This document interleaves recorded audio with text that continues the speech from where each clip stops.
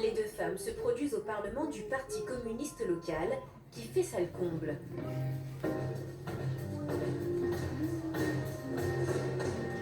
Et ce soir...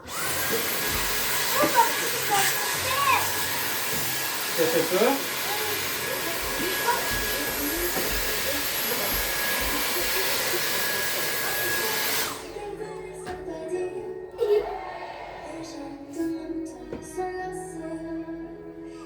Quand vient enfin... La chanteuse chinoise joue à domicile. Elle reçoit une ovation.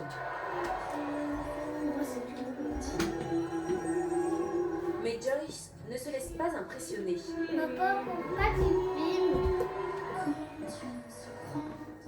La Française joue sa partition. C'est comme si tu avais tout déjà. Pour leur toute première interprétation ensemble, l'alchimie entre les deux chanteuses semble avoir fonctionné. Le concert est un succès. Alors ce soir, Joyce Jonathan va s'offrir un bain de foule avec son nouveau public. Un autographe, s'il vous plaît. Et ils sont nombreux à être restés dans l'espoir d'approcher la chanteuse. Je vous aime tellement. Vous pouvez signer un autographe, s'il vous plaît? Merci beaucoup. Le spectacle est magnifique. J'aime ça. Oh, merci, je vous aime. Le lendemain, Joyce Jonathan sera à Canton pour le dernier concert de cette tournée chinoise exceptionnelle. Malgré ce succès spectaculaire, On vous aime. Revenez vite nous voir. la chanteuse compte bien rester en France pour y élever sa fille et y relancer sa carrière. Comment un jeune homme de 24 ans en vient-il à se suicider après une greffe de barbe ratée? Cette histoire, c'est celle de Mathieu. Au mois de mars dernier, il choisit la Turquie pour subir cette opération de chirurgie esthétique dans une clinique low cost. Le résultat est catastrophique. 3 mois plus tard, l'étudiant met fin à ses jours. Alors que s'est-il passé? Pourquoi l'opération a-t-elle dégénéré? Nous avons mené l'enquête à Istanbul et ce que nous y avons découvert est édifiant. Reportage Milan Poyer. Il y a quelques mois, T'avais regardé la vie de Jacques a basculé quand Mathieu, son fils de 24 ans, s'est donné la mort dans son appartement à Paris. On essayait de lui téléphoner, on n'y arrivait pas. Quoi? Il y avait une de ses voisines, on lui demande d'aller voir et elle frappe à la porte et ça ne répondait pas. Je lui ai dit appelez les pompiers. Ils sont venus vers 18h, ils ont découvert Mathieu décédé. Mathieu s'est pendu la veille, seul, Mais il reste mettant fin à bon plusieurs mois de souffrance pour le jeune ça, homme. il manque un Une semaine plus tôt, qui est il était en week-end à Marseille chez ses parents.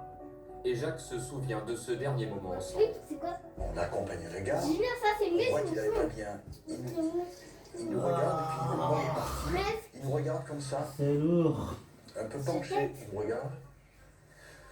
Attends. Je ne vois pas. Ce dernier regard reste ancré dans la tête de Jacques, le papa, et Aïda, la maman. Et on s'est dit il va pas bien. Non, c'est un Aïda truc se souvient de ici. ce geste. Un trou touche. Mais à aucun moment, elle a envisagé le pire. Mathieu s'est suicidé. Une greffe de barbe Ça, ratée en ça en a deux. quelques mois plus tôt. Le jeune homme, qui aime prendre soin de son apparence, Ça, décide d'étoffer une barbe qu'il ne trouve pas assez fournie, comme on le voit sur ses photos prises avant son départ en Turquie. Il choisit de se rendre à Istanbul pour subir une greffe à partir de ses c'est propres quoi que cheveux. ça? Une intervention assez répandue et normalement Un bénie. truc qui est ça. Il y a une photo de Mathieu avant l'intervention, les yeux fermés, C'est et quoi la vis qui est le sortie? visage très content. Oui, qui est sortie. Quand il a été opéré, il a le visage de Mathieu, un selfie. Tu vois, c'est papa. Le regard de Dieu, c'est fini. Ça, Il a une le côté c'est une selfie, vis le regard pétillant qui est dans de mon Mathieu. côté. Alors, Il est passé autre chose. Regarde Sa tout. vie là a basculé à ce on moment-là. va Les procéder au bulbes des trou. cheveux Oui, ont en fait été mal implantés sur sa barbe. Et ce qui devait être une intervention de confort va finalement se transformer en cauchemar pour Mathieu. Attends, je regarde. Si le jeune garçon a choisi Pose ta tête, s'il te plaît. c'est que depuis 15 ans, Istanbul est devenue la capitale mondiale de la chirurgie esthétique, et plus particulièrement de la greffe de cheveux. Chaque année, 1 million d'étrangers s'y rendent pour ce genre de transplantation. Rien qu'à Istanbul, on recense plus de 500 cliniques spécialisées. On ne prélève pas trop de cheveux. Regarde, au on a moment. un On doit qui éviter est- que cela fasse des qui- trous. qui Le secteur est Oh devenu non, un j'ai business. fait du mauvais travail. On appelle cela le tourisme médical.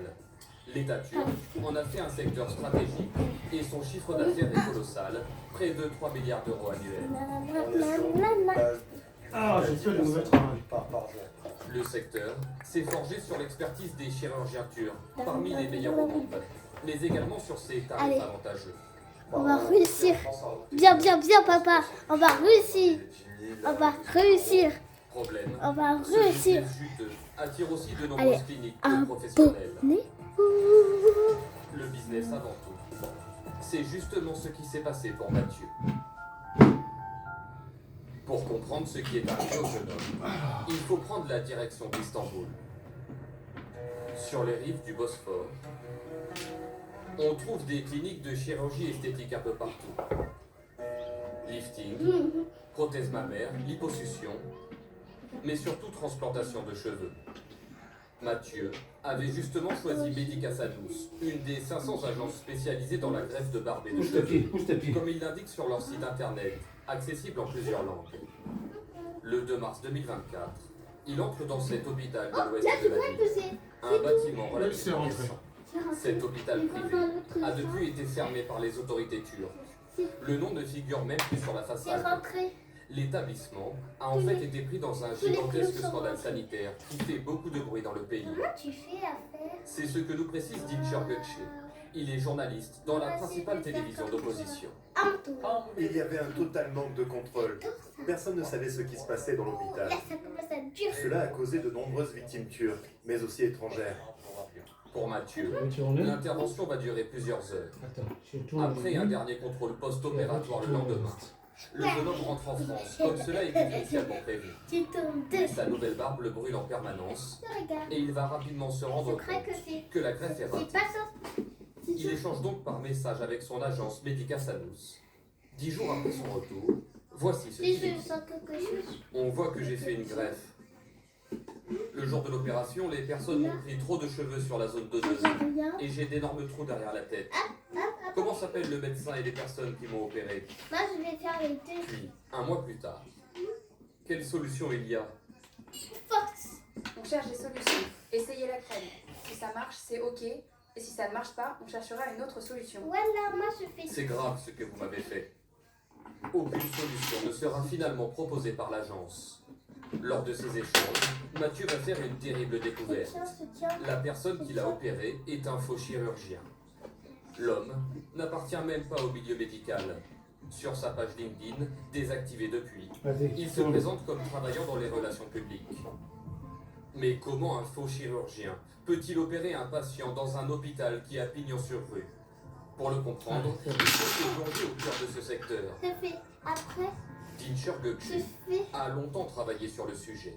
C'est Il trop nous bien de explique travailler comment le avec business papa. fonctionne en réalité. Et après, Il moi, y a je des fais commerciaux celui-là. qui travaillent pour des agences et qui sont chargés de trouver les clients étrangers. Ces entreprises, elles n'ont rien, aucun équipement médical. Elles travaillent ensuite avec des partenaires qui vont opérer le client et qui louent ensuite des blocs opératoires dans des cliniques privées. Ça monte. Tout le monde gagne à ce petit jeu, sauf le patient. Certaines agences font donc appel à des sous-traitants. Papa, C'est notamment le cas de Medica Sanous, qui a engagé ce faux chirurgien. La société était-elle au courant?